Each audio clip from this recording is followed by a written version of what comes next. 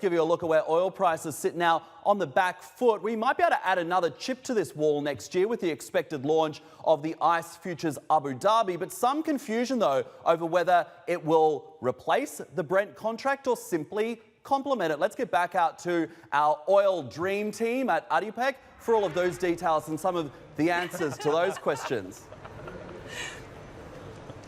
Oh, Maddie, it does feel like a dream, doesn't it? I'm just Day working 3 out of whether ADNOC. No, but are we on a 2-shot or a 3-shot? I can't see the cameraman's anyway. So we're on a 2-shot, but it does become a dream team if you add in the third leg of the stool. And let's bring him in right now to talk us through what exactly is happening with Marban, because I'm confused, you're slightly confused, and I want to know what exactly was said. Okay, so what's happened here is that ADNOC has basically had to roll back some of its commentary regarding the futures pricing mechanism that it was going to put in place for its Marban crude oil. And what is futures, the Marban right? again? Just let's go back one stage for our viewers. Sure, so Marban is the crude oil that ADNOC exports to the world. It's quite important. Most of it comes out of the port of Fujairah in the north of the country, about 1.7 million barrels per day, in fact, and it goes to refiners in Asia. So it's quite important.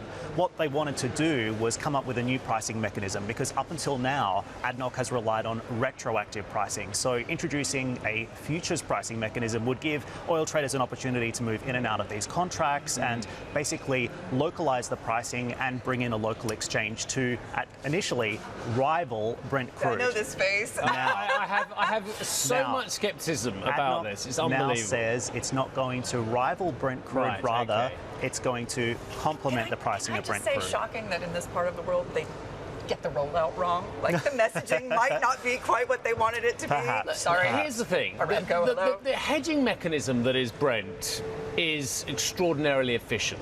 The depth of the market is extraordinary. The liquidity in Brent is extraordinary. You can go to multiple decimals as well. How much oil, and here's an easy one for our viewers, how much oil is used every day in the globe? And it's circa 100 million barrels equivalent. You know, you might say 99, you might say 101, but it's circa 100 million barrels a day.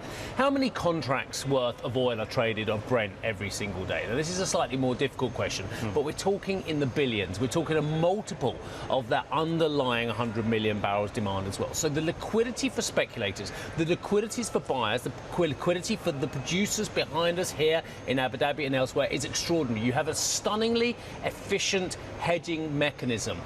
Why would you introduce a localized product which does not have that depth? Now, I know that it's not just ADNOC bringing this product out. It has the backing, I think it was 15 energy traders, yeah? Nine other international energy I've got companies. one just little aside, which I haven't brought to the viewers this year.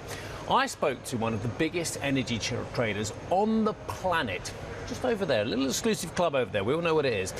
Just on the other side of this ADNOC complex as well. And I spoke to him last year and he said to me, do you know who the top 10 traders in the world are? He said, they're machines.